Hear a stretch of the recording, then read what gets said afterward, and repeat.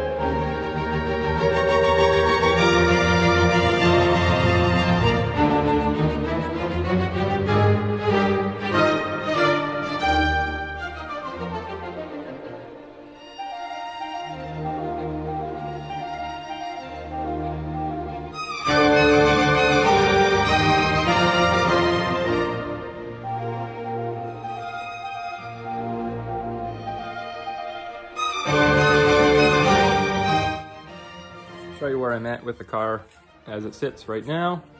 Front bumper is in major construction phase. I'm doing two intercoolers on this, even though it's one single turbo, just to prevent some heat soaking into the radiator. And I'm gonna have a trans cooler up there and an oil cooler as well. So I needed to have plenty of room there. And I just figured for airflow, I would put them both on the sides. Plus it looks kind of cool. We'll see how it works. I've never tried this setup, but in theory, it seems like it should work very well. So basically what I've done here is just taken the bumper that was on the car and completely dismantled it and cut it up. And then just kind of pieced it together with tape to see how I liked the fitment.